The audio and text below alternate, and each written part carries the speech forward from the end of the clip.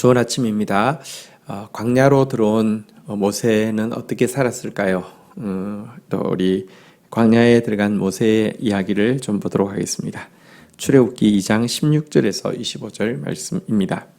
16절 미디안 제사장에게 7딸이 있었더니 그들이 와서 물을 길어 구유에 채우고 그들의 아버지의 양떼에게 먹이려 하는데 17절 목자들이 와서 그들을 쫓는지라 모세가 일어나 그들을 도와 그 양떼를 먹이니라.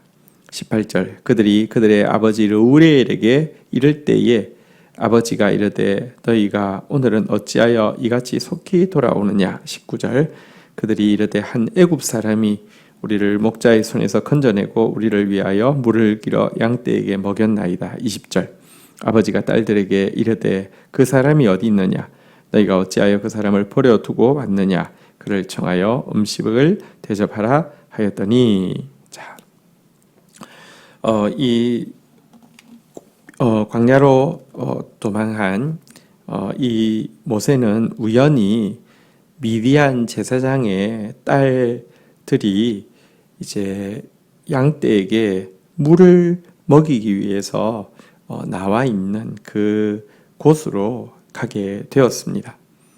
그런데 당시 이 목축 사회에서 양들에게 물을 먹이는 거 굉장히 큰 일이잖아요. 근데 아마 남자 목자들이 와서 업신여기고 쫓아내고는 그곳에서 자기들 양부터 세치게해서 먼저 먹이려고 할 때에 모세가 그녀들을 도와서 딱 그러지 못하게 하고는 양의 물을 먹이는 일을 하게 되었고요.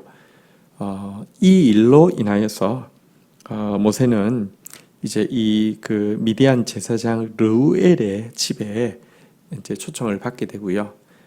우리 기재하다시피 그곳에서 이제 그 결혼을 하고 아이를 낳고 그곳에서 이제 40년 광야 생활을 하게 됨을 보게 됩니다.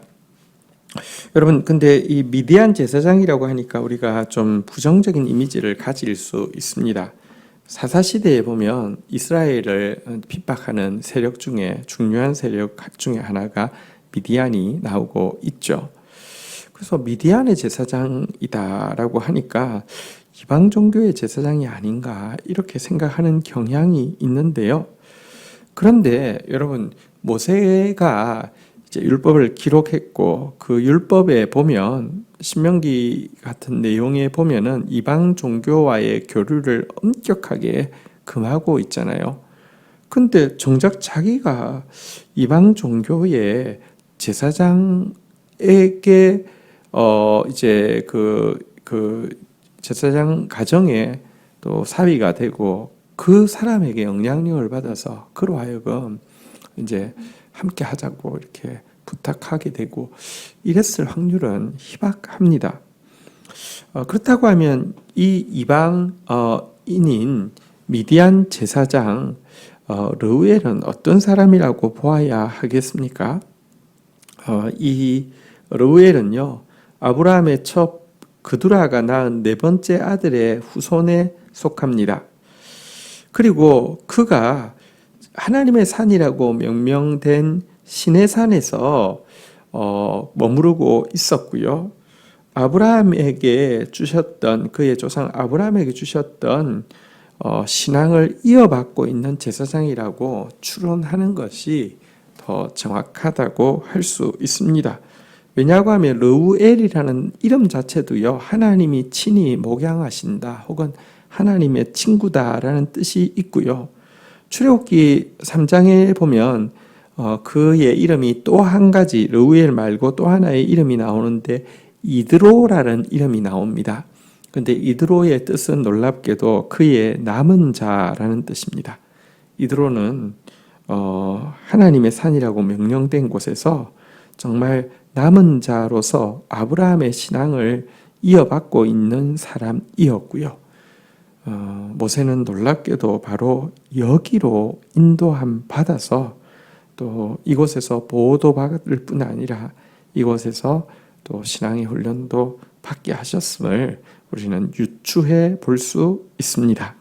자, 이제 21절부터 보겠습니다. 모세가 그와 동거하기를 기뻐하며 그가 그의 딸 시보라를 모세에게 주었더니 22절 그가 아들을 낳음에 모세가 그의 이름을 게르솜이라 하여 이르기를 내가 타국에서 나그네가 되었음이라 하더라. 여러분 모세는 이제 이곳에서 또 결혼을 하게 되었고요. 게르솜이라는 아이를 낳기도 했습니다. 아이에게 이름이 붙은 이 이름의 뜻은 자기가 타국에서 나그네가 되었다라는 뜻을 담았는데요. 여기서 참 그 처량해진 모세의 신세, 외로운 그의 마음을 아들의 이름을 통해서도 알 수 있습니다. 하지만 바로 이 외롭고 처량한 광야의 시간은 그를 가장 귀한 믿음의 리더로 훈련하는 훈련의 시간이 되게 해 주셨습니다. 이곳에서 그는 자아가 깨어지게 되었고요. 여호와를 향한 신앙을 가지게 되었고요. 목자의 마음도 가지게 되었으며 광야 40년 동안 이제 지내면서 향후 광야 40년을 이스라엘 백성들을 인도해야 하는데 물론 하나님께서 그들을 먹이시고 입히시고 인도하실 것이지만 지도자로서 장막을 치고 물을 찾고 이동하고 추위와 더위를 이기는 그런 방법들을 미리 훈련하게 하신 것, 이것이 바로 이 광야에서 다 이루어지게 된 것입니다. 하나님은 우리에게 주신 훈련이 우리에게 유익하게 하시고요. 또 한 사람의 지도자가 바르게 훈련받은 것은 민족, 백성, 양무리 전체를 세밀하게 보살피시기 위한 하나님의 예지 가운데서 이루어진다는 것도 알게 됩니다.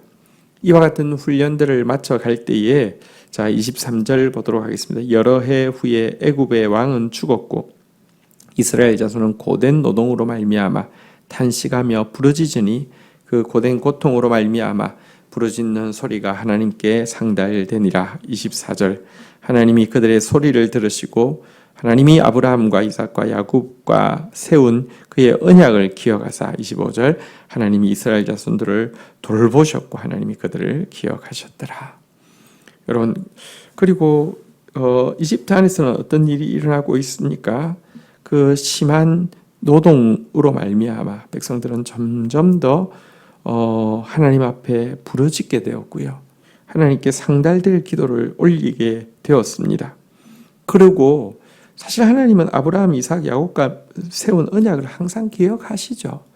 문제는 이 이스라엘 백성들이 자녀들이 전혀 세상에 취해 있을 때는 전혀 망각하고 있었고요. 견딜만 해도 웬만하면 하나님의 약속보다는 자기 힘이나 자기 생각을 쫓잖아요. 그런데 자기 힘이나 자기 생각으로 살 수 없는 환경에 내몰리자 그들은 이제 진실하게 하나님 앞에 부르짖어 하나님께 상달될 만큼 기도하게 되었고요. 그래서 하나님은 언약을 기억하셨고 또 이 자손들을 기억하셨고 일하시기 시작합니다. 아니 이미 40년 전에 모세를 이제 80년 전에 모세를 태어나게 하시고 또 그 40년 동안 이집트에서 양육받게 하셨다가 또 광야로 불러내시고 40년 동안 훈련받게 하신 하나님은 이미 그들 가운데 일하고 계셨던 것입니다. 주신 말씀 붙잡고 기도하며 나가도록 하겠습니다. 하나님, 모세가 참 혈혈당신으로 계기되어서 광야로 들어왔지만 그곳에서 이미 믿음을 지킨 남은 자인 이 미디안의 신앙인 르우엘의 가정에 연결되게 하시고 또 그곳에서 또 보호받게 하시고 또 성장하게 하신 하나님의 세밀한 손길을 봅니다. 하나님, 저희들이 광야로 들어가는 것이 두렵지만 그곳에도 이미 여호와 이레의 예비하심이 있음을 믿고 또 담대히 주님의 인도하심을 따르는 저희들 되어질 수 있도록 인도하여 주시기를 간절히 간구하고 소원합니다.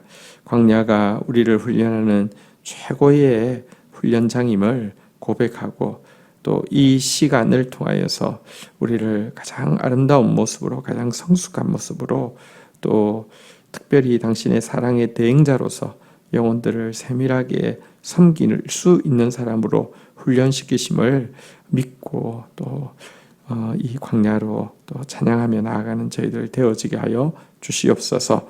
하나님 항상 언약을 기억하시지만 우리는 항상 언약을 잊어버리고 있다가 하나님 고통 가운데에서야 겨우 정신을 차리고 하나님께 부르짖는 존재들입니다. 항상 주님이 우리를 기억하심처럼 우리가 주님을 기억할 수 있는 사람이 될 수 있기를 바랍니다. 주님의 언약을 기억하고 그 언약을 주장하며 그 언약이 이루어지는 일을 꿈꾸고 사는 사람으로 조금 더 성장할 수 있도록 우리의 신앙을 지켜 주옵소서. 예수 그리스도의 이름으로 기도 올립니다. 아멘.